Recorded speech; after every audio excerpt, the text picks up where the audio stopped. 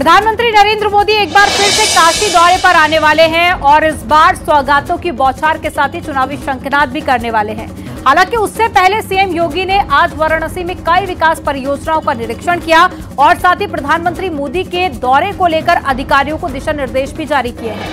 दरअसल प्रधानमंत्री मोदी का 44वां वाराणसी का दौरा है और 22 फरवरी को वो काशी के 2 दिवसीय दौरे पर रहेंगे। पीएम मोदी अपने इस दौरे पर काशी वासियों को 7,000 करोड़ की सौगात भी देंगे। साथ ही 30 परियोजनाओं का लोकार्पण और शिलान्यास भी पीएम करने वाले हैं। वहीं माना जा रहा है कि प्रधानमंत्री जनसभा को संबोधित करेंगे और चुनावी शंखनाद भी करेंगे। लेकिन प्रधानमंत्री मोदी के दौरे से पहले सीएम योगी आदित्यनाथ आज वाराणसी पहुंचे। आपको एक रिपोर्ट दिखाते हैं।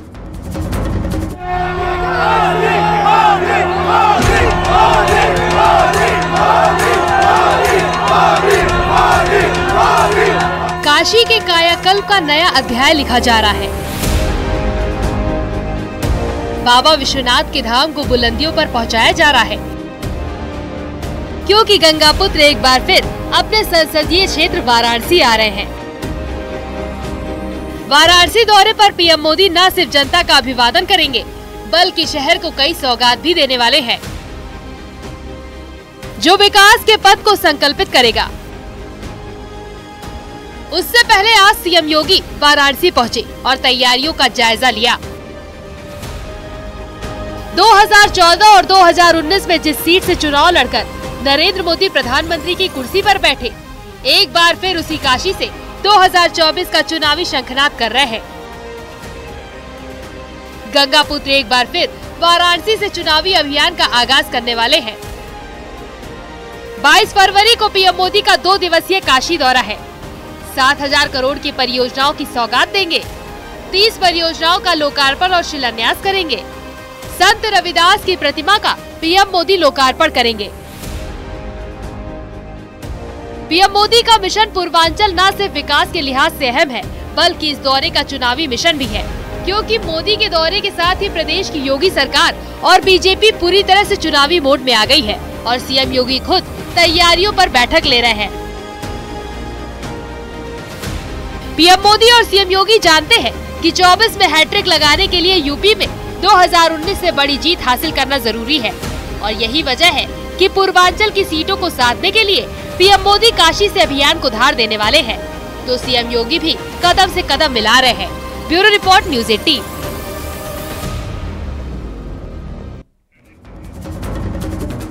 तो बाबा विश्वनाथ की सीएम योगी आदित्यनाथ ने पूजा अर्चना की है। तस्वीरें हम आपको दिखा रहे हैं। जब जब मुख्यमंत्री योगी आदित्यनाथ पहुंचते हैं वाराणसी, तो काशी विश्वनाथ मंदिर पहुंचते हैं पूजा अर्चना करने के लिए। और ये तस्वीरें हम आपको दिखा रहे हैं, जहां जलाभिषेक करते हुए, दुग्धाभिषेक करते हुए मुख्यमंत्री योगी आदित्यनाथ की ये एक्सक्लूसिव तस्वीरें आप देखिए। पीएम का दौरा है, लेकिन उससे पहले मुख्यमंत्री पहुंचे तैयारियों का जायजा लेने के लिए और साथ ही उन्होंने अधिकारियों के साथ में बैठक की, दिशा निर्देश भी दिए और उसके बाद में पहुंचे काशी विश्वनाथ मंदिर।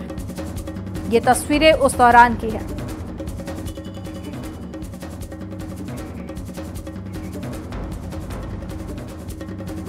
किसानों के विरोध प्रदर्शन को अब विपक्षी पार्टियों का भी समर्थन मिल गया है। अखिलेश यादव किसानों की मांग को जायज ठहरा रहे हैं, लेकिन जो तस्वीर दिल्ली हरियाणा के बॉर्डर से सामने आ रही है वो काफी हिंसक है। ऐसे में अब सवाल है कि क्या किसानों का विरोध प्रदर्शन राजनीति से प्रेरित है या फिर शिकायतें वास्तविक है, क्योंकि इस विरोध प्रदर्शन से अगर किसी का नुकसान हो रहा है तो वो सिर्फ आम जनता है। इसी से जुड़ी एक रिपोर्ट हम आपको दिखाते हैं।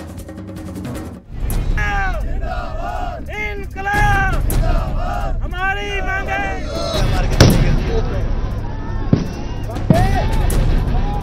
केंद्र सरकार के खिलाफ किसानों ने एक बार फिर मोर्चा खोल दिया है। पंजाब के किसान दिल्ली कूच कर रहे हैं। दिल्ली को बंधक बनाने की कोशिश हो रही है, जिसका खामियाजा आम आदमी को उठाना पड़ रहा है। धक्का मार के चले गई थल्ले ही खड़ा, फिर धक्का मार के चले गई। जहां तक नजर जाएगी सड़कों पर गाड़ियां रेंगती नजर आएंगी। लोग परेशान हैं, लेकिन किसानों के नाम पर सियासी संग्राम छिड़ा है। कुछ विपक्षी दलों ने किसानों के प्रदर्शन को समर्थन दिया है, तो कुछ टेबल टॉक से मसले का हल ढूंढ रहे हैं। लेकिन जो सियासी बयानबाजी सामने आ रही है वो किसानों के उग्र होते प्रदर्शन में घी डालने का काम कर रही है। तो जो सरकार किसानों के नाम पर वोट लेना चाहती हो, जो सरकार स्वामीनाथन जी को भारत रत्न दे रही हो, जो सरकार किसानों के नेता चौधरी चरण सिंह जी को सम्मान दे रही हो भारत रत्न, आखिरकार किसान को एमएसपी क्यों नहीं? या एमएसपी देना नहीं चाहती सरकार? बड़े लोगों से मिली हुई है सरकार, जो लोग मुनाफा कमाना चाहते हैं उनसे सरकार मिली हुई है।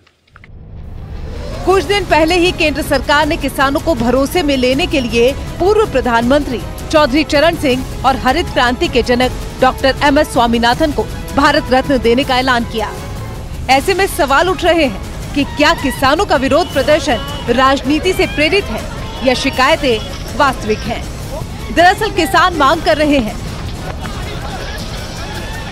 कि फसलों की एमएसपी पर खरीद की गारंटी के लिए कानून बनाया जाए।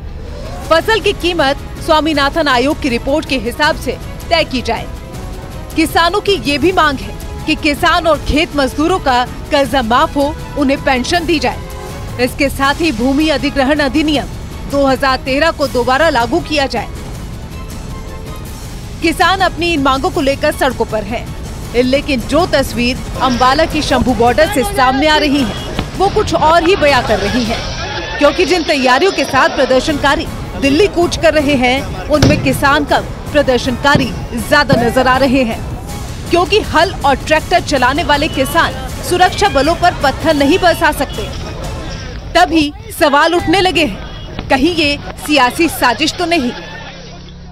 पॉलिटिकल पार्टी का हमें सहयोग चाहिए। पॉलिटिकल पार्टी को तो अपनी जान बचानी भारी हो रही। पॉलिटिकल पार्टी रहे कहाँ गई?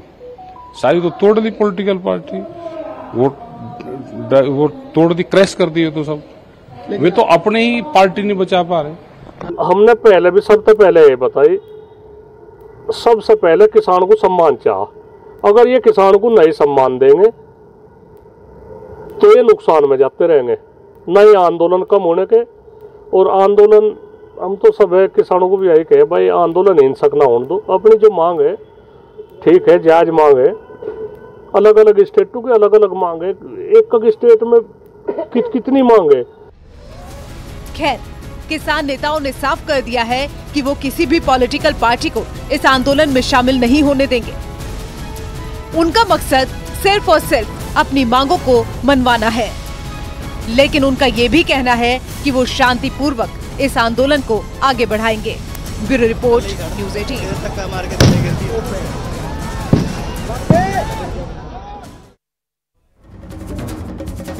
किसान आंदोलन के बीच में राहुल गांधी ने बड़ा वादा किया है। राहुल गांधी ने कहा है कि सरकार बनी तो हम देंगे एमएसपी की कानूनी गारंटी। राहुल गांधी ने कहा कि किसान भाइयों, आज ऐतिहासिक दिन है। कांग्रेस ने हर किसान को फसल पर स्वामीनाथन कमीशन के अनुसार एमएसपी की कानूनी गारंटी देने का फैसला लिया है। ये कदम 15 करोड़ किसान परिवारों की समृद्धि सुनिश्चित कर उनका जीवन बदल देगा। तो एक तरफ किसानों का धरना प्रदर्शन जारी है, दिल्ली कूच कर रहे हैं किसान, तो वहीं दूसरी तरफ राहुल गांधी ने एक बड़ा वादा करके 2024 में इसका सीधा फायदा लेने की कोशिश की है। हालांकि अब ये देखना होगा कि किसानों पर इसका कितना असर होता है। स्वामीनाथन जी ने अपनी रिपोर्ट में साफ कहा है कि किसानों को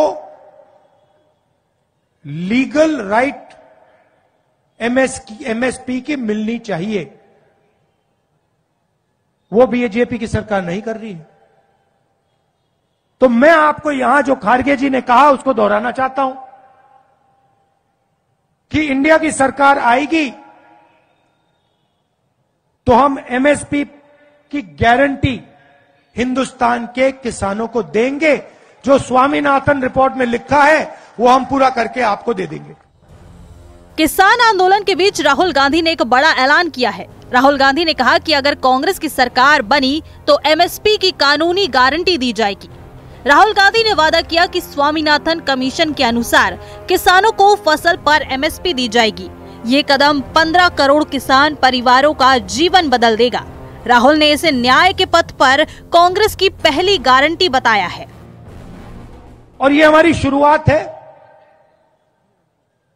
हमारा मैनिफेस्टो बन रहा है, उसमें हमारा डिस्कशन चल रहा है। ये हमने आपको सिर्फ पहली बात बोली है, इसके आगे भी हम अपने मैनिफेस्टो में किसानों के लिए, मजदूरों के लिए काम करने जा रहे हैं।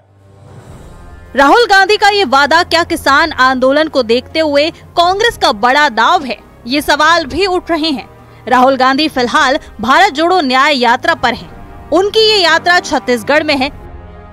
राहुल को आज बलरामपुर में विश्राम करना था, लेकिन वो यात्रा रद्द कर कांग्रेस अध्यक्ष खड़गे के साथ दिल्ली रवाना हो गए। देश में इन दिनों मोदी की गारंटी की काफी चर्चा है, लेकिन अब राहुल गांधी कांग्रेस की गारंटी लेकर आए हैं। तो क्या किसानों के विरोध को देखते हुए उन्होंने मौके पर चौका मारा है और एमएसपी की गारंटी का वादा किया? Bureau report, news 18।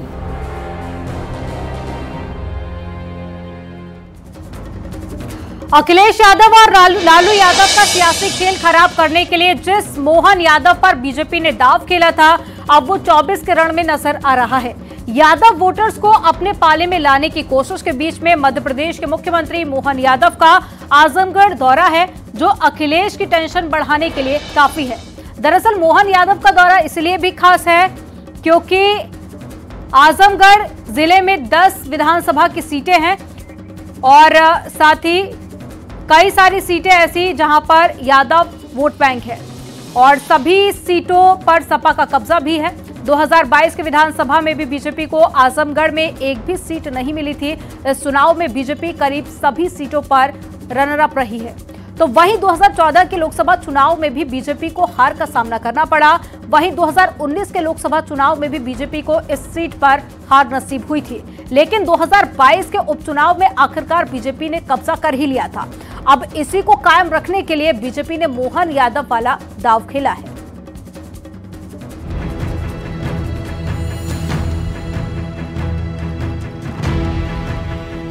Uttar Pradesh में अखिलेश और बिहार में लालू यादव को चुनौती देने के लिए जिस चेहरे पर बीजेपी ने दांव खेला था, अब वही मोहन यादव 24 के चुनाव में पूरी तरह से एक्टिव हो चुके हैं।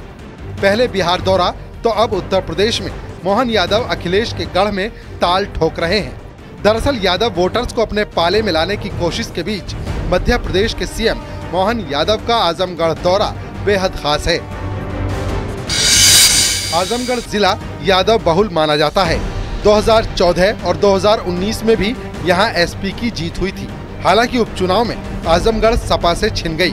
बीजेपी से दिनेश लाल निरहुआ ने एसपी को हराया था। ऐसे में बीजेपी अपनी सीट को बरकरार रखना चाहती है और यही वजह है कि मध्य प्रदेश के सीएम मोहन यादव का यूपी से पुराना नाता अखिलेश यादव की टेंशन जरूर बढ़ा सकता है। हम सब देख रहे हैं कि उत्तर प्रदेश तो पूरे देश को लीड कर रहा है। अयोध्या के बाद जिस प्रकार का वातावरण दिखाई दे रहा है, यशस्वी प्रधानमंत्री के नेतृत्व में उनके कर्तृत्व से जनता ने न केवल उनका दिल जीता है, बल्कि सभी प्रकार के विकास की संभावनाओं के प्रतिमान बन के नरेंद्र मोदी जी का चेहरा सबके सामने आया है। इसलिए पूरे देश की लगभग 100 करोड़ से ज़्यादा की आबादी के मतदाता सब तय कर चुके हैं कि तीसरी बार फिर मोदी सरकार। बीजेपी ने पहले से निर्धारित रणनीति के तहत चुनाव से पहले मोहन यादव का यूपी के यादव बहुल इलाकों में चुनावी दौरा शुरू कराया है। मैनपुरी, जहां डिम्पल यादव सांसद हैं, कन्नौज अखिलेश यहां से चुनाव लड़ सकते हैं। फर्रुखाबाद नवल शाक्य एसपी से प्रत्याशी हैं। फिरोजाबाद यहां भी मोहन यादव का दौरा प्रस्तावित है।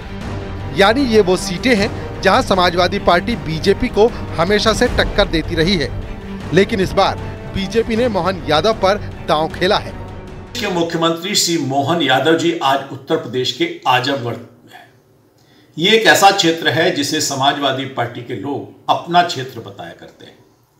इसके पहले मोहन यादव जी बिहार के दौरे पर थे और उन क्षेत्रों में थे जिसे भाजपा के विपरीत दुर्ग के रूप में जाना जाता है। और आज वो श्री अखिलेश यादव जी का जिला कहलाता है, तो वहाँ पर हमेशा समाजवादी पार्टी ही जीतती रही है।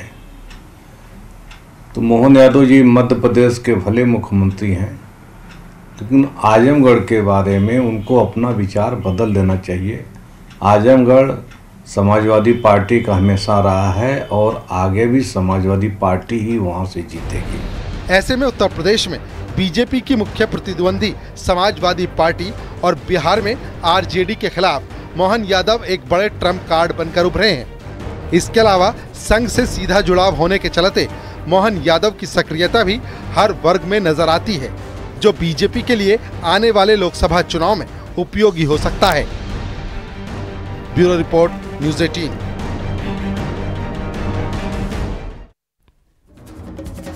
इंडिया गठबंधन से जयंत चौधरी अलग हो चुके हैं। अब ऐसे में सीट शेयरिंग सिर्फ समाजवादी पार्टी और कांग्रेस के बीच में होने वाली है।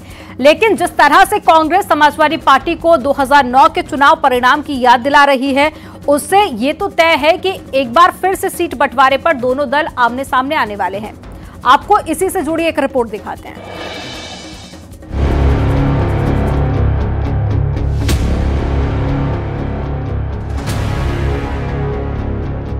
जाटलैंड की जंग में जयंत चौधरी का फैसला और गठबंधन को लगे झटके ने अखिलेश यादव की टेंशन बढ़ा दी है। जहां अखिलेश यादव कांग्रेस को सिर्फ 10 से 15 सीटों पर समेटना चाहते थे, वो आंकड़ा अब 20 के पार जाने वाला है, क्योंकि जयंत वाली सीट अब कांग्रेस की डिमांड में शामिल हो रही है। बेशक समाजवादी पार्टी के नेता गठबंधन में सब कुछ ठीक है का दावा कर रहे हों, लेकिन जमीनी हकीकत कुछ और ही है। देखिए, मोर्चे में जो कांग्रेस सीटें मांग रही हैं, समाजवादी पार्टी के राष्ट्रीय अध्यक्ष अखिलेश यादव से और राहुल गांधी की वार्ता हो रही है। सीटों पर कोई लड़ाई नहीं है। लोक दल भी जो सीट मांग रही थी, सब सीट हम लोग दे रहे थे, लेकिन गठबंधन को तोड़ने के लिए जो है वो डर दिखा करके ईडी और सीबीआई का, इनकम टैक्स का, इंडिया मोर्चे को तोड़ने का काम हो रहा है। दरअसल एनडीए में जाने से पहले जयंत चौधरी समाजवादी पार्टी से 10 सीटों की डिमांड कर रहे थे, लेकिन 7 सीटों पर ही सहमति बन पाई थी। ऐसे में जब आरएलडी बीजेपी के साथ एनडीए गठबंधन का हिस्सा बनी, तो अब कांग्रेस की डिमांड बढ़ने वाली है, क्योंकि कांग्रेस नेता इमरान मसूद समाजवादी पार्टी को 2009 के सियासी परिणाम याद दिला रहे हैं। जिस तरह से आप लोग लगातार जड़ों को मजबूत करने की कवायद कर रहे हैं, तो इस बार ये माना जाए कि कांग्रेस सिर्फ 2 सीटों पर ही चुनाव नहीं लड़ेगी। इस बार ये संख्या और ज्यादा होगी और पश्चिमी उत्तर प्रदेश की धरती से कार्य समिति की बैठक का होना एक बड़ा संदेश देता है। 2009 में 21 सीटें जीती थी कांग्रेस ने, बस मेरा आप इतना ही समझ लीजिए। अब जब कांग्रेस और समाजवादी पार्टी के बीच गठबंधन की घोषणा हो चुकी है, तो ये समझना जरूरी है कि यूपी में 2009 के लोकसभा चुनाव में किस पार्टी को कितनी सीटें मिली थी। तो आपको बता दें कि समाजवादी पार्टी को 23 सीटें मिली थी और वोट प्रतिशत 23.26 रहा था। कांग्रेस को 21 सीटें मिली थी, वोट प्रतिशत 11.65 रहा था। बीएसपी को 20 सीटें मिली थी और वोट प्रतिशत 27.20 रहा था। बात बीजेपी की करें तो इस चुनाव में बीजेपी को 10 सीटें ही मिली थी और वोट प्रतिशत 17.50 रहा था। यानी 2009 के लोकसभा चुनाव में समाजवादी पार्टी के मुकाबले कांग्रेस को सिर्फ 2 सीटें कम मिली थी। ऐसे में 2024 के चुनाव में कांग्रेस अब सबसे ज्यादा सीटों की डिमांड कर रही है। पश्चिमी उत्तर प्रदेश की सियासत में हलचल मच गई है। कांग्रेस ने अब अपनी एक्टिविटी पश्चिमी उत्तर प्रदेश में बढ़ा दी है। पश्चिमी उत्तर प्रदेश की विभिन्न सीटों पर कांग्रेस अब अपना दावा ठोक रही है। खासतौर से मेरठ लोकसभा सीट हो, सहारनपुर लोकसभा सीट हो या फिर अन्य लोकसभा सीटें हों। दरअसल जिस तरह पिछले कुछ चुनाव में बीजेपी तेजी से कमबैक कर चुकी है, ऐसे में कांग्रेस के सामने खोते सियासी वजूद को बचाने की चुनौती है। ऐसे में कांग्रेस की कोशिश ज्यादा से ज्यादा सीटों पर चुनाव लड़कर 2009 के परिणाम को दोहराने की है और यही संदेश अब समाजवादी पार्टी को भी दिया जा रहा है। यानी गठबंधन साथी से कांग्रेस इस बार बिल्कुल कॉम्प्रोमाइज करने के मूड में नहीं है। Bureau report, news 18।